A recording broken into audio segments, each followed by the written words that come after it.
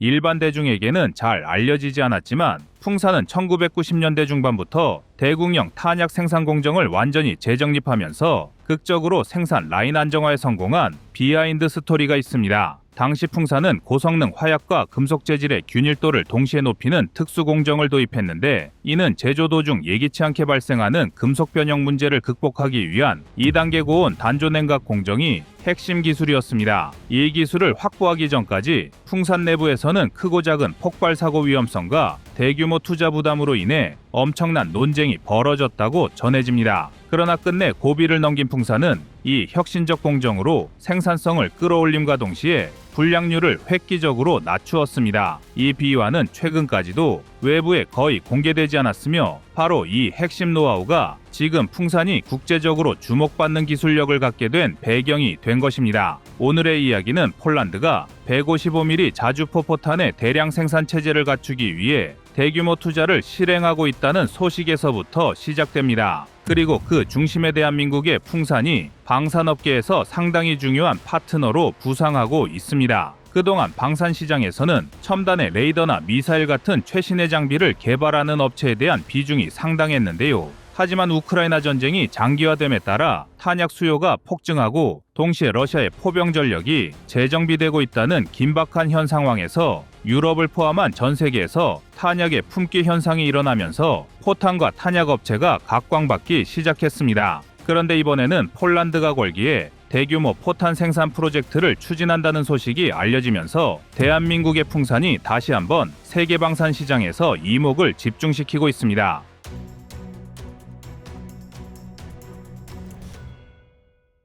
먼저 폴란드의 방산기업 PGG 그룹은 연간 5만 발 규모이던 생산 능력을 최소 15만 발 이상으로 증대하기 위해 해외 기술을 적극적으로 도입하려 합니다. 본래 폴란드는 러시아 방식인 152mm 탄을 주로 사용해왔는데, 나토 규격인 155mm로 전환하기 위해서는 소재, 금속, 화약 자동화, 공정 등 전반적인 기술 도입이 필수적입니다. 독일과 프랑스도 유력한 후보로 언급되지만 기술 이전 문제와 생산 단가, 그리고 유럽 내 경쟁 구도 때문에 실제 협력은 쉽지 않을 것이라는 전망이 잇따르고 있습니다. 반면 터키와 한국이 상대적으로 우세하다는 분석이 나오고 있는데, 그 중에서도 특유의 원재료부터 완제품까지 전부 관리할 수 있는 수직 계열화와 고난도 기술력을 동시에 갖춘 풍산이 가장 큰 관심을 받고 있는 상황입니다. 실제로 풍산은 155mm 자주포탄뿐만 아니라 박격포탄, 전차포탄, 그리고 대국령 기관포탄 등에 이르기까지 폭넓은 탄약군을 대규모로 생산해왔습니다. 수십 년간 축적된 노하우와 함께 자동화 라인을 구축해 연간 30만 발 이상의 155mm 포탄을 뽑아낼 수 있는 역량을 이미 갖추고 있다는 점도 대단히 중요한 요소입니다.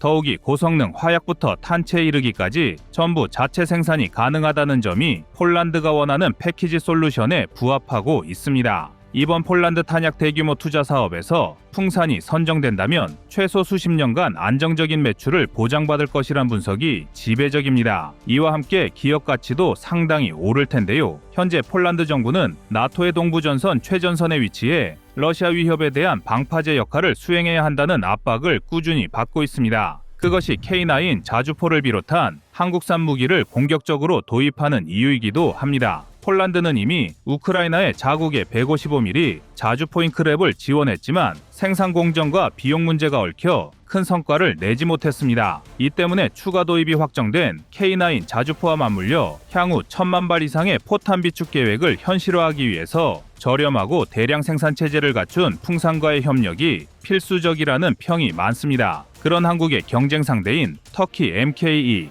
역시 유력 후보는 어떤 상태일까요? 최근 시리아 내전과 자국 방위, 우선 정책으로 인해 수출 여력이 충분하지 않다는 이야기가 흘러나옵니다. 이에 반해 풍산은 그동안 꾸준히 대외 공급망을 확장하며 안정적인 생산과 품질을 동시에 보장해왔기에 폴란드가 전적으로 신뢰하고 있다고 볼 수 있죠. 이제 본격적으로 폴란드가 왜 155mm 탄약 생산에 그토록 목을 맬 수밖에 없는지 살펴보겠습니다. 우크라이나 전쟁 초기부터 러시아는 하루 최대 8만 발의 포탄을 뿌리며 엄청난 포병 화력을 과시했습니다. 이에 맞서 서방이 아무리 지원한다고 해도 사실상 포탄이 너무 빠른 속도로 소진되어 우크라이나군도 어려움을 겪어왔습니다. 그래서 폴란드 같은 동유럽 국가들은 러시아가 언제든 서방을 겨냥해 포병 전력을 다시 움직일 가능성을 우려하며 장기간 버틸 수 있는 방대한 포탄 비축량을 갖추려는 것입니다. 문제는 유럽 대부분의 탄약 생산 공장이 냉전 종식 이후 대규모 구조 조정을 해왔다는 점입니다.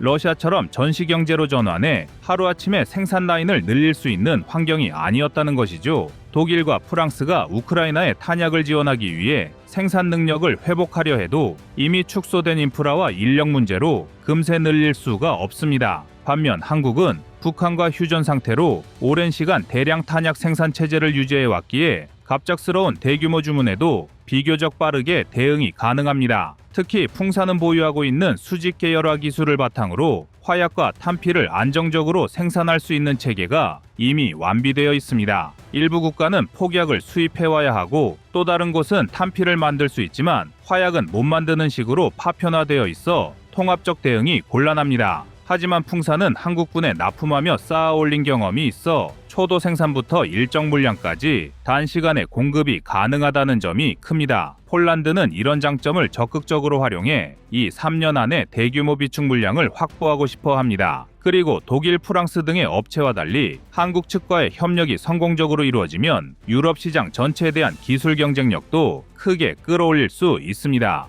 유럽 내부에서는 여전히 한국이나 터키에게 기술 패권을 뺏길 것을 우려하는 기류가 강하지만 폴란드가 안전보장을 위해서는 어떠한 대가도 치를 의향이 있다는 게 핵심 포인트입니다. 당장 폴란드에게 가장 절실한 155mm 자주포탄은 K9 자주포와 함께 주력으로 운용되고 있으며 세계 시장에서도 K9이 독보적인 명성을 얻는 데 중요한 역할을 했습니다. K9은 최대 사거리와 정확도에서 기존 서방계 자주포와 어깨를 나란히 하면서도 가격 대비 성능이 뛰어난 것으로 평가받습니다. 더욱이 K9의 장점은 유지 보수가 간편하고 자동화 시스템과의 호환성이 뛰어나다는 점입니다. 그리고 이런 포에 들어가는 탄약을 안정적으로 공급하는 파트너는 전 세계에서 대한민국의 풍산이 유일합니다. 그럼 풍산 외에 한국에서 155mm 탄약을 생산할 수 있는 업체들은 없을까요? 사실 두세 군데가 이름을 올리지만 풍산만큼 대규모 양산 능력과 전 공정을 통합 관리하는 곳은 드뭅니다. S&T, 중공업 등 다른 업체가 포신이나 주포 관련 부품을 맡는 경우는 있지만 탄약 전체를 아우르는 패키지 제공은 풍산이 사실상 유일합니다. 이런 독보적 지위가 폴란드 등 해외 시장에서 풍산은 신뢰도 높은 한국산 탄약이라는 공식으로 굳어지는 이유입니다.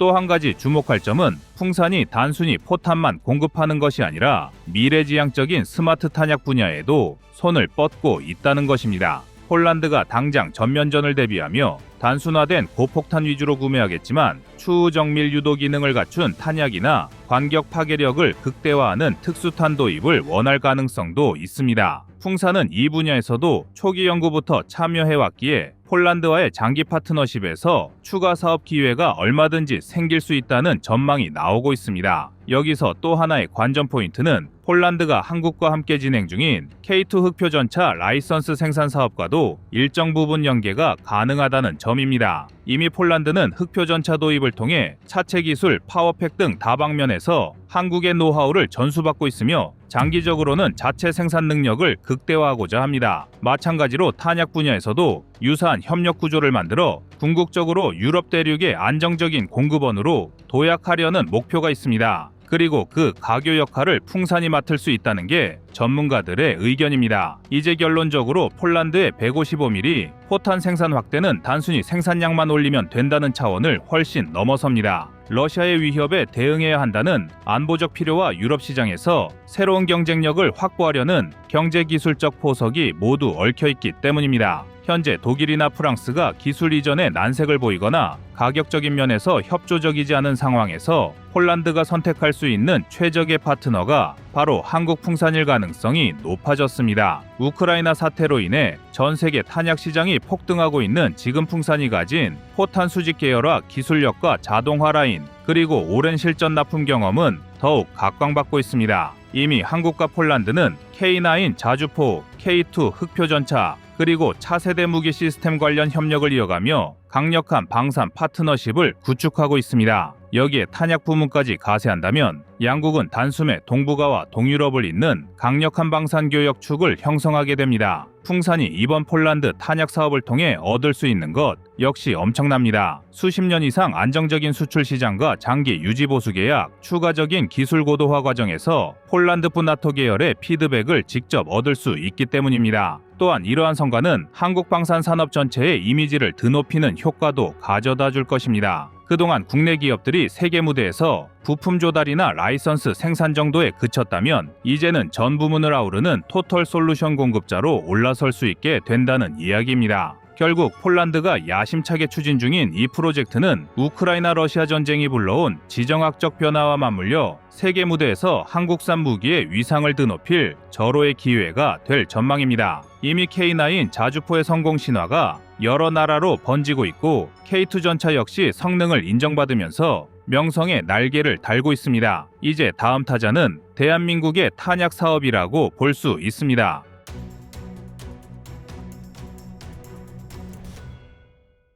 다음은 25년 4월 3일 한국 포탄 기술 영상입니다. 지금까지 K9과 함께 많은 주목을 받았던 포탄은 대부분 사거리 연장에 초점을 맞췄던 포탄이었습니다. 로켓 추진체를 활용하여 사거리를 연장한 랩탄이나 비행 중 받는 항력을 줄여 사거리를 연장한 HEBB탄 50에서 60km의 사거리를 넘나드는 신형 포탄 등 주로 사거리에만 초점을 맞춰 포병 포탄이 소개되어 왔는데요. 포병에 있어서 적보다 우월한 사거리를 가졌다는 것은 그만큼 전략적으로 중요한 요소입니다. 하지만 우리 대한민국에는 사거리를 획기적으로 늘린 포탄만 있는 것이 아닙니다. 더 효율적으로 적성국의 도발을 분쇄하기 위한 다양한 포탄 전력을 구축하고 있는데요. 대한민국이 사용하는 155mm 포탄 중 특이한 성능을 가진 포탄으로는 먼저 지뢰살 포탄이 있습니다. 포탄의 이름에서 알 수 있는 것처럼 패스컴은 적진의 지뢰를 살포할 수 있는 포탄입니다. 패스컴을 자세히 살펴보면 대인용 지뢰인 ADAM과 대전차용 지뢰인 램이 있습니다. 대인용 지뢰는 한 발의 패스컴에 36개가 탑재되어 있으며 적진이 살포되면 각 지뢰는 6에서 8개의 인계철선을 자동으로 설치합니다. 그리고 적의 병력이 이 인계철선을 건드리면 지뢰가 폭발하는 원리를 가지고 있는데요. 반면 램은 한 발에 패스컴에 9개가 탑재되어 있으며 적진의 살포 후 적의 전차나 장갑차가 지뢰에 접근하게 되면 폭발함으로써 적의 주요 기갑 장비를 저지할 수 있습니다. 또한 패스컴은 상황에 따라 일정 시간이 지난 뒤에는 자동으로 자폭할 수 있도록 설계되어 있는데요. 만약 포병이 살포한 지뢰가 계속해서 여러 지역에 머물러 있다면 이후 그 주변을 기동하는 아군의 보병에게 위협이 된다거나 방역 시 해당 지역을 우회해야 한다는 문제가 발생할 수 있습니다. 그래서 이러한 단점을 미연에 방지하고자 우리 대한민국은 패스컴이 살포한 지뢰에 자폭 기능을 추가하여 운용하고 있는데요. 패스컴은 지뢰 살포, 4시간 이후에 자폭하는 단자폭과 48시간 이후에 자폭하는 장자폭으로 구분할 수 있습니다. 적의 징역과 기동을 오랜 시간 동안 저지하기 위한 경우에는 주요 기동로의 장자폭으로 적진의 지뢰를 살포할 수 있으며 아군이 반격을 준비하는 경우에는 단자폭을 활용하여 적을 묶어둔 다음 지뢰, 자폭 이후 신속한 반격이 가능하다는 전략적 이점을 얻을 수 있습니다. 다음으로는 2개의 ICM 포탄이 있는데요. 인마살상을 위해 사용하는 APICM과 기갑 전력까지 사냥하기 위한 DPICM이 있습니다. APICM은 일반적으로 사용하는 고폭탄보다 더 높은 살상력을 내기 위해 개발된 포탄입니다. APICM은 일발의 모탄 안에 수십 개의 자탄을 보유하고 있으며 적 표적을 향해 발사된 APICM은 공중에서 가지고 있는 자탄을 적진에 투하합니다. 그리고 투하된 자탄은 지면에 떨어진 다음 사람 머리 정도의 높이로 다시 튀어 올라 폭발하며 다수의 적군을 사살합니다. 단 한 발의 APICM으로도 수십 발의 수류탄이 사람 머리 위에서 터지는 것과 같은 효과를 낼 수가 있는 것입니다. 일반적으로 자주포, 박격포 등의 고폭탄은 지면에서 부채꼴 모양으로 파편이 튀기 때문에 지면에 엎드리거나 참호 등에 숨으면 그 위력이 반감되는 문제가 있었습니다. 고폭탄도 시한 신관을 장착하여 공중에서 파열시킬 수도 있으나 적을 일시에 소멸시킬 정도의 위력은 아니었는데요. 하지만 APICM을 사용하면 이렇게 참호나 엄폐물로 숨는 적까지 타격할 수 있기 때문에 훨씬 더 위력적인 타격이 가능합니다. 다만 논이나 적설지에서는 위력이 반감되고 강이나 호수 등의 지형에서는 사용이 불가능하다는 아쉬운 단점도 존재하고 있습니다. 하지만 우리 대한민국은 사전에 각 포병부대별로 제한지역과 사용불가 지역을 지도로 파악하도록 하여 실전에서 이러한 단점에 발목을 잡히지 않도록 철저하게 대비하고 있습니다. APICM이 적의 병력을 제압하는데 철저하게 집중했다면 DPICM은 적의 병력과 함께 전차, 장갑차 등의 기갑 전력까지 동시에 분쇄하기 위해 사용하는 포탄입니다. DPICM은 이중 목적이란 이름의 의미처럼 적의 병력과 기갑을 모두 잡는데 최적화된 성능을 가지고 있는데요. DPICM은 성형자격을 탑재한 자탄을 공중에서 방출합니다. 성형자격이란 탄두 내의 폭약을 오목하게 만들어 특정 방향으로 폭발 에너지를 집중할 수 있도록 한 폭약을 의미하는데 DPICM의 자탄은 자탄의 아랫부분을 향해 성형자격을 탑재하고 있습니다. DPICM의 모탄에서 방출된 다수의 자탄은 적의 기갑 장비 위로 떨어지게 되고 이때 자탄의 아래 방향을 향해 폭발력이 집중된 성형자격을 통해 적의 전차나 장갑차를 상부에서 파괴해 들어갈 수 있으며 장비 내부에 탑승하고 있는 적군의 병력까지 동시에 괴멸시킬 수 있는 효과를 지니고 있습니다. 또한 DPICM은 항력 감소탄과도 연계할 수가 있어 우리 대한민국은 일반적인 DPICM보다 더 긴 사거리를 확보한 DPBB도 함께 운용하고 있는데요. K9 자주포에서는 DPBB를 사용해서 최대 36km까지 사격이 가능하고 KO-15A1은 최대 28km까지 사격이 가능하여 적의 군사 도발이 발생할 경우 언제든 적진의 주요 기갑 장비를 순식간에 초토화할 수 있는 전력을 보유하고 있습니다. 우리 대한민국은 적성국이 군사 도발을 감행하거나 전면전을 시도할 경우 패스컴, APICM, DPICM 등의 탄종을 집중적으로 사용하여 일시의 적을 격파함으로써 군사분쟁 발발 초기부터 신속하게 적의 도발 의지를 분쇄할 계획을 가지고 있는데요. 특히 적의 주요 지휘소나 장비고 또는 적 기갑 부대를 괴멸하기 위한 화력 경멸 지역에 다수의 이러한 포탄을 집중한다면 해당 지역을 말 그대로 불바다로 만들 수 있습니다. 그리고 이러한 살상용탄을 지원해주는 포탄들도 있습니다. 그 중에서 가장 유명한 탄종을 손꼽자면 바로 조명탄인데요. 흔히 조명탄이라고 하면 영화에서 주인공을 보조하는 장면으로만 기억하시지만 155mm 조명탄의 세계는 많은 분들의 생각보다 더 심오합니다. 155mm 조명탄은 1최5m씩 하강하며 120초의 시간 동안 적진을 비출 수 있습니다. 따라서 155mm 조명탄은 표적보다 600m 위에서 파열시켜야 최적의 조명 효과를 얻을 수 있는데요. 일반적으로 적군의 20m 상공에서 포탄을 파열시키는 살상용 포탄과는 다른 지점이 되겠습니다. 그리고 한 발의 조명탄만으로도 무려 1km의 작전 범위에 조명 효과를 지원해 줄 수 있는데요. 조명탄 지원은 영화에서 보는 것처럼 단순히 한 발만의 조명으로 끝나지 않습니다.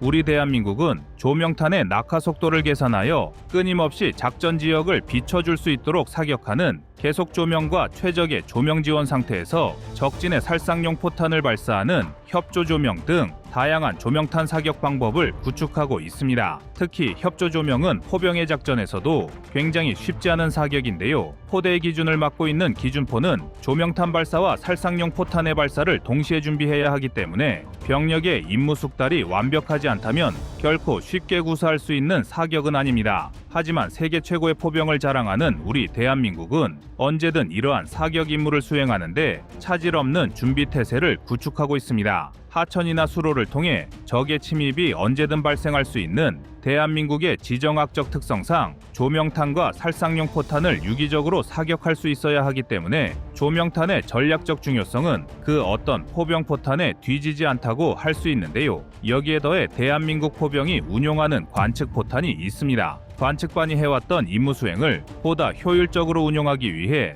전방 관측용 카메라를 장착한 자탄을 활용하여 적진을 손쉽게 관측할 수 있도록 개발한 포탄입니다. 하지만 일각에서는 단순히 드론이 더 좋은 것이 아니냐는 의견을 제시하기도 했는데요. 하지만 관측 포탄과 드론의 효율은 비교가 불가능합니다. 만약 포병 부대에 드론을 추가로 편제한다면 이에 대한 보급 소요가 늘어날 뿐만 아니라 드론을 운용하고 관리할 추가 병력을 따로 편제해야 하는 문제가 발생합니다. 반면 관측 포탄은 별도의 추가 병력이 필요하지 않고 포병 부대가 사용해온 155mm 포탄을 기반으로 개발되어 보급 소요도 훨씬 적다는 장점을 갖추고 있습니다. 또한 드론이 단순히 전방에 대한 관측 임무만 수행할 수 있는 것과 달리 관측포탄은 아군의 포탄 사격 임무를 보다 더 효율적으로 지원해준다는 장점을 제공합니다. 관측포탄을 발사하기 위해 산출한 사격 재원을 기반으로 해당 표적에 대한 효력사 사격 재원을 곧바로 수정할 수 있기 때문에 별도로 다른 조정탄을 사격할 필요가 없습니다. 따라서 조정탄을 발사한 후 관측반을 통해 사격 재원을 수정하여 효력사에 들어갔던 과거보다 효력사까지의 절차가 간소화되는 것인데요. 관측포탄 한 발로 조정탄 역할과 관측반 임무 수행을 모두 할 수 있기 때문에 드론보다 한층 더 포병에게 최적화된 임무 수행을 지원할 수 있습니다. 이 밖에도 일반적인 연막탄보다 더 빠른 차장 효과를 가진 백린 연막탄도 보유하고 있으며 한국은 백린 연막탄을 활용하여 빠른 연막 효과를 얻기 위해 발사한 백린 연막탄을 낙탄 지점보다 2초 더 빠른 지점의 공중에서부터 연소할 수 있도록 사격하는 전술을 사용하고 있습니다. 이처럼 대한민국은 보유하고 있는 탄종의 종류도 다양하지만 해당 탄종을 보다 더 효율적으로 사격할 수 있는 포병 교리까지 철저하게 구축하고 있습니다. 대한민국의 포병은 명실상부 세계 최강을 자랑합니다. 공식적인 순위 선정에서도 1위를 달성했을 뿐만 아니라 한국의 포병 전력만으로도 전 유럽을 상대할 수 있다는 평가까지 나올 정도로 압도적인 화력을 자랑합니다. 그리고 이러한 포병 전력의 위용을 직접적으로 끌어내는 것이 바로 다양한 종류의 포탄인데요. 우리 대한민국은 자주포와 견인포의 성능도 우수하지만 여기에 조합할 수 있는 다양한 포탄의 위력 또한 우월한 전력을 보유하고 있는데요. 그리고 앞으로 새로운 포탄의 개발과 함께 더욱 강력해질 준비마저 끝마쳤습니다.